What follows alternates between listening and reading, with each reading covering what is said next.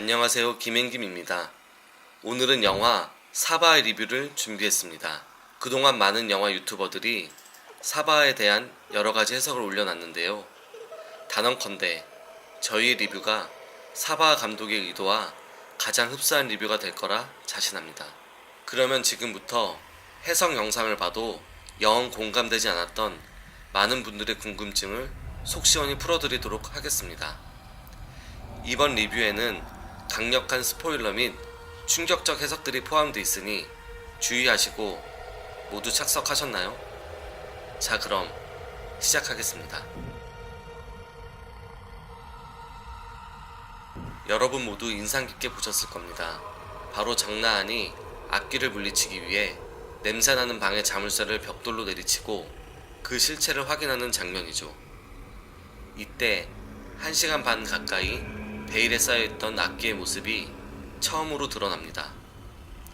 여기서 악귀가 미륵의 상징인 6손가락을 보여주며 정나은을 압도하는데요. 이 장면은 바로 악귀가 정나은에게 자신은 일간 베스트 회원임을 인증하는 장면입니다. 여러분도 기억하실 텐데요. 악귀의 손 모양을 주목해 보시면 정확히 1배 마크를 그리고 있고 또 목소리를 통해 여자임을 드러내면서 자신은 곧 여자 1배충인 안배충임을 스스로 인증합니다. 왜 이 악귀가 태어나자마자 부모들이 스스로 목숨을 끊고 할배 할매는 하루 종일 소주를 까며 기도를 했는지, 또 왜 동네 사람들에게 보여주지 않으려고 꽁꽁 숨겼는지에 대한 미스테리가 속 시원히 해소되는 대목입니다. 많은 분들이 두 번째 해석에 대해 벌써부터 놀라시는 것 같은데요. 사실 영화 사바하는 젠더 갈등에 관한 영화입니다. 이 영화를 연출한 장재현 감독은 사바하를 통해 논란이 되고 있는 우리나라 젠더 갈등의 실태를 보여줍니다. 여자라서 당할 수밖에 없었던 수많은 90년생 여자아이들, 그리고 그들을 죽인 사슴동산의 남성 회원들, 이게 끝이 아닙니다. 처음에 1배충, 즉 육손 악귀는 온몸이 털로 뒤덮인 흉측한 모습이었는데요. 스스로 안배충임을 인증하던 날 쇼컷, 투블럭도 아닌 삭발한 민머리로 변신을 하면서 진정한 탈코르셋을 보여줍니다. 이것은 여성의 지위가 올라간 것을 표현하는데요. 바로 이때 정나은과 악귀는 제대로 된 갈등 구도를 비추게 됩니다. 그렇습니다. 남자와 여자, 즉 젠더 갈등의 하이라이트 장면입니다. 여기서 한 가지 더, 육손 악귀의 쌍둥이 동생 금화는 여자의 상징성을 나타내는 생리가 시작되던 날 죽임을 당할 뻔합니다. 감독은 왜 그날 금화가 죽임을 당하게 설정하고 악귀는 털로 뒤덮인 자신의 몸을 셀프 왁싱하도록 설정한 걸까요? 여기서 금화는 진정한 여자, 즉 약자 입장이 되는 것이고, 악귀는 탈코르셋을 통해 남자의 역할을 하게 되는 것입니다. 이 영화 속 남자의 역할은 무엇이죠? 그렇습니다. 바로 죽이는 자입니다. 이게 바로 영화 사바하 속 가장 큰 복선입니다. 다른 유튜버들의 사바하 해석을 보고 나서도 여전히 찝찝함을 느끼셨다면 그것은 바로 영화 중간에 홀연히 사라진 캐릭터 때문일 것입니다. 아무도 이 부분에 대해서는 해석하지 않았기 때문이죠. 하지만 저희 김행김은 이 부분까지 정확히 간파했습니다. 먼저 금화의 할아버지와 할머니의 행방에 대해 알려드리도록 하겠습니다. 다시 한번 말씀드리지만 이 부분에 대한 언급 자체가 저희가 최초입니다. 영화 속 할아버지와 할머니는 불특정한 직업으로 설정되어 있는데 낮에는 어디론가 외출하는 모습을 보이고 저녁에는 각각 소주를 까거나 자신을 채찍질하며 찬송가를 부릅니다.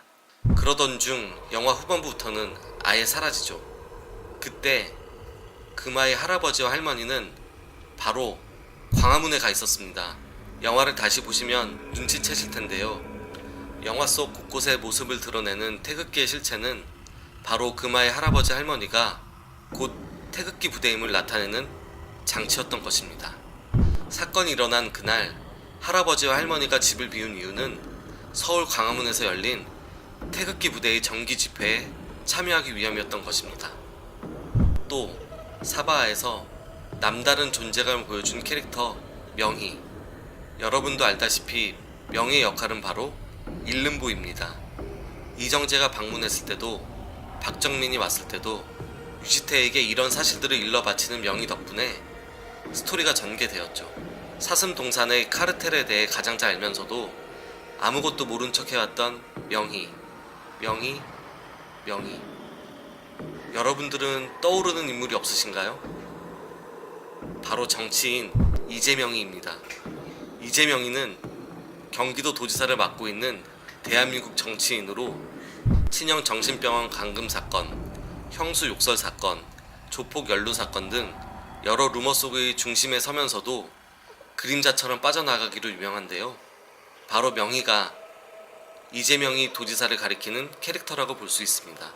마지막으로 여러분, 사슴동산의 여자 전도사를 기억하시나요? 바로 이분인데요. 이 캐릭터 역시 영화 후반부에는 자취를 감추게 됩니다. 왜일까요? 사슴동산 여자 전도사의 이미지와 말투, 성격을 주의 깊게 보셨다면 여러분도 저희와 같은 생각을 하셨을 겁니다.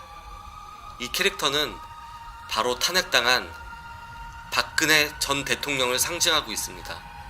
영화 초반 사슴동산 여 전도사는 여중생 살인사건 용의자를 잡으러 사슴동산에 들이닥친 경찰들에게 천연덕스럽게 거짓말을 합니다. 공권력에 대한 거짓 증언을 향한 장지현 감독의 분노가 잘 나타나 있는 대목입니다. 어떠신가요? 점점 사바하에 대한 궁금증이 해소되고 있나요? 극중 정나은은 굉장히 가난합니다. 사천지왕의 함령으로 발탁된 후 살생부에 적힌 대로 수많은 청부 살해를 저질렀지만 그 대가에 돈은 없었나 봅니다. 정나은의 최애템 항공점퍼와 창문 하나 없는 단칸방은 정나은의 금전적 상황을 한눈에 나타내줍니다. 영화는 2014년 크리스마스를 배경으로 하고 있는데요. 당시 강원도 영월의 날씨를 살펴보면 영하 8도까지 내려간 강추위였음을 알 수 있습니다. 최고 영하 17도까지 내려갔다고 하는데 항공 점퍼 하나만 입고 안 추울 리가 없었겠죠? 그래서 정나은은 눈을 감는 마지막 순간까지 춥다고 했던 것입니다. 자, 여러분, 이렇게 영화 사바하에 대한 모든 궁금증을 풀어보았습니다. 이제 속이 시원하신가요? 최근 사바하가 IPTV 서비스를 시작했다고 합니다. 많은 분들이 영화를 보시고 또 저희 리뷰에 공감해 주셨으면 하는 바람입니다. 다음에는 현재 박스 오피스 1위 화제 영화 어스의 진짜 해석 리뷰로 돌아오겠습니다. 시청해 주셔서 감사합니다.